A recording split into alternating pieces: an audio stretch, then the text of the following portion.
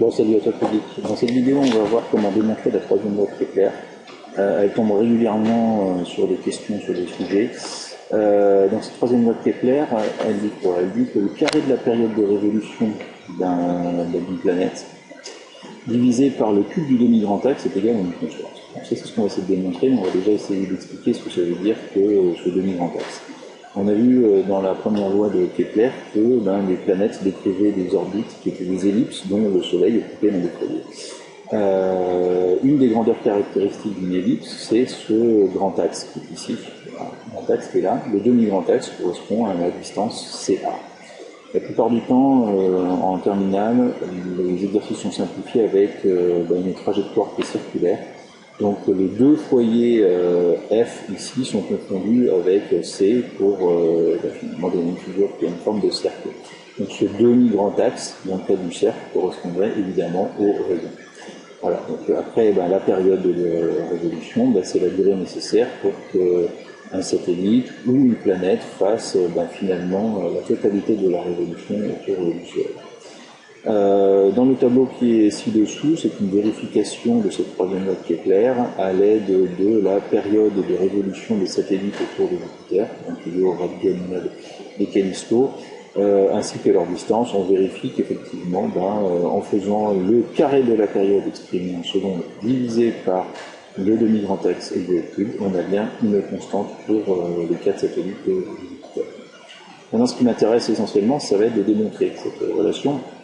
Et je propose dans l'étude que l'on va faire de s'intéresser à un satellite qui est en orbite circulaire autour de la Terre. Donc là on a le référentiel qui est géocentrique, avec l'origine du repère qui occupe le centre d'inertie de la Terre et les trois axes qui pointent vers des étoiles fixes.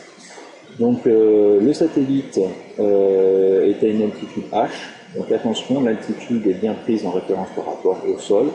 Donc il est en rotation par rapport au centre d'inertie à une distance qui est le rayon de la Terre plus son altitude. C'est le rayon de la Terre que je vais noter RT, rayon de la Terre, plus son altitude H. Donc ça, attention à cette distance-là, souvent il y a une erreur, c'est de prendre uniquement en considération l'altitude, alors que le satellite a une distance RT plus H du centre d'inertie de la Terre. Donc la première des choses à faire, c'est d'appliquer le principe fondamental de la dynamique et dire que la somme des forces, la somme vectorielle des forces, est égale au produit de la masse fois l'accélération. Dans le cas du satellite, lorsqu'il est en orbite, il n'est soumis qu'à son propre poids. Il est en chute libre permanente. Donc il est soumis qu'à son propre poids. Donc il n'y a qu'une seule force. Donc la somme des forces est égale à l'interaction gravitationnelle qu'il y a entre le satellite et la Terre. Donc la norme de cette force est égale à la constante de gravitation G fois la masse de la Terre fois la masse du satellite divisé par la distance qui sépare les deux centres d'inertie, le tout élevé au carré. Donc ça c'est égal au produit de la masse de ce satellite fois l'accélération. Donc ce qui nous permet de déterminer la norme de ce vecteur accélération. Donc la norme de ce vecteur accélération, j'ai égalisé la norme de la force qui est ici avec le produit m fois la norme de l'accélération. Ce qui nous permet d'écrire la norme de l'accélération qui est égale à gmt sur rt plus h au carré. Bon, très bien. J'imagine que si tu visualises cette vidéo, tu as déjà regardé l'expression du vecteur accélération dans la base de Freinet. Sinon, je t'invite à aller regarder une autre de mes vidéos qui est consacrée uniquement à la base de Freinet et à l'expression du vecteur accélération dans cette base. Donc là, on vient de déterminer juste avant que le vecteur accélération est égal à gmt sous rt plus h, le tout élevé au carré. On a l'expression de l'accélération dans la base de Freinet qui vaut v carré sur r. Alors pourquoi? Pourquoi? Parce que dans le cas du satellite, son mouvement est circulaire uniforme. On verra à la fin de cet extrait vidéo que l'on peut prouver que si le mouvement est circulaire, alors il est nécessairement uniforme dans le cas d'un satellite. Donc attention, on parle bien de la valeur du vecteur vitesse quand on parle de mouvement uniforme, pas de direction ni de sens du vecteur vitesse parce que c'est aussi valeur. Donc la valeur de ce vecteur vitesse étant constante, l'accélération tangentielle est nulle.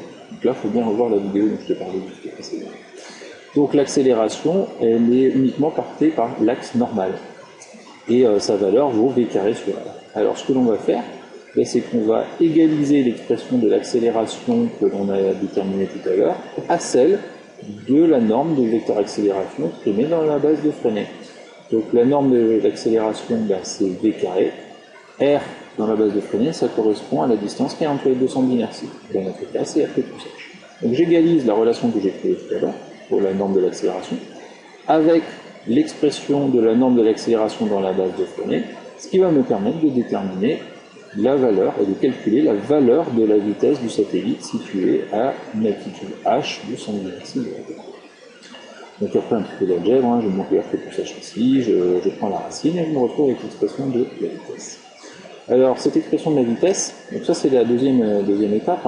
Donc en étape 1, on écrit notre principe fondamental de la dynamique, on égalise avec l'expression de l'accélération dans la base de Freinet. En étape 2, on détermine la valeur de la vitesse, et en étape 3, qu'est-ce qu'on va dire? C'est très simple. Notre troisième loi de Kepler, elle parle de la période de révolution. Et la période de révolution, c'est ni plus ni moins que la durée nécessaire pour faire un tour. Donc le tour complet, on sait calculer le périmètre d'un cercle. Donc c'est le périmètre du cercle, parce qu'on est sur une orbite circulaire, divisé par la vitesse à laquelle il va parcourir cette distance. Le périmètre, c'est 2π fois rt plus h, et la vitesse, on l'a déterminée tout à l'heure.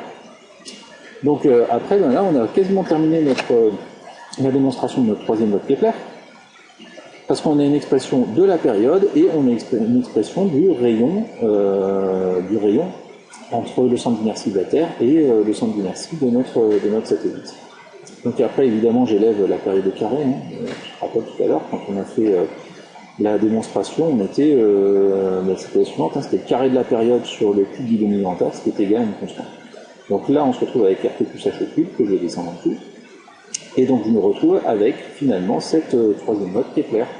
Le carré de la période sur le cube du demi-grand axe, dans le cas d'un cercle, ça correspond au rayon de l'orbite, est égal à 4π carré, c'est évidemment une constante, G la constante d'interaction gravitationnelle, et masse de la Terre qui est également une constante.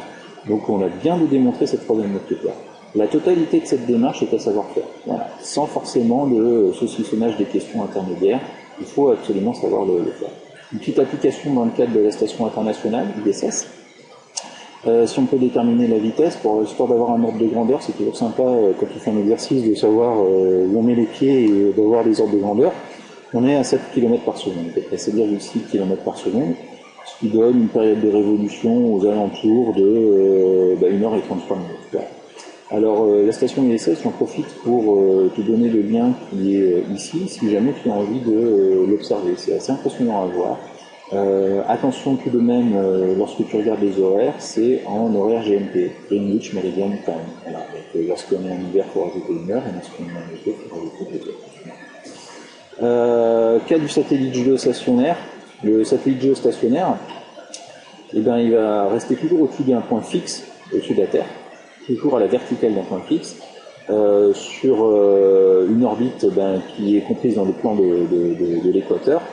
Et si on veut calculer l'altitude à laquelle il est, c'est très simple, parce que la période, s'il reste au-dessus d'un point fixe de la Terre, sa période de révolution est égale à la période de révolution de la Terre, à savoir égale au jour sidéral, soit 86 164 secondes. Donc là, à partir de ça, si j'ai la période de révolution, je vais pouvoir déterminer RT plus H. Je détermine RT plus H, et on a une altitude d'à peu près 36 000 km. Là, c'est également une valeur que je trouve. Je profite de cette vidéo afin de terminer une démonstration qui est souvent demandée au baccalauréat, qui est de montrer que si le mouvement est circulaire, alors il est nécessairement uniforme. Donc j'ai deux méthodes à te proposer. La première méthode qui est un peu plus mathématique. Donc on dit que si on est dans un référentiel géocentrique, le satellite n'est soumis qu'à une seule force, c'est la force d'interaction gravitationnelle. Donc le vecteur accélération est dirigé vers le centre d'inertie. Donc il n'est porté que par le vecteur normal de l'accélération dans la base de Freinet. Donc son sens, évidemment, il est dirigé du satellite vers le centre de la Terre. Mais si ce vecteur accélération n'est porté que par l'axe normal, parce qu'il est dirigé vers le centre de rotation, tout comme la force d'interaction gravitationnelle, ça veut dire alors que il n'y a pas de composante du vecteur accélération sur l'axe tangentiel. S'il n'y a pas de composante sur l'axe tangentiel, ça veut dire que la valeur de la projection est nulle, et donc que la dérivée de la valeur du vecteur vitesse est nulle. Donc si cette dérivée est nulle, ça veut dire que la vitesse est constante. Voilà, donc ça c'est la première méthode pour pouvoir le démontrer. Elle est assez rigoureuse, je l'aime beaucoup. La méthode numéro 2, elle fait appel, et elle est assez élégante également, elle fait appel à la seconde loi de Kepler, la loi des airs. Si on est sur une orbite circulaire, je te rappelle, la loi des airs, c'est le rayon vecteur liant le centre d'inertie de la Terre au centre d'inertie du satellite balaye des aires égales pendant des durées égales. Donc si on utilise cette seconde loi de Kepler, on n'a qu'à dire une chose, c'est que si le mouvement est circulaire, le rayon est toujours constant, et si on doit balayer des aires constantes, ça veut nécessairement dire que l'arc de cercle qui va être parcouru par le satellite pendant une durée identique à chaque fois, forcément il va être le même, et ça veut donc dire que sa vitesse est constante. Voilà. Donc ça c'est la deuxième manière de démontrer que si le mouvement est circulaire, alors il est nécessairement uniforme. Voilà, je vais te laisser, et puis j'espère que cette vidéo t'aura aidé, et je te dis à très bientôt.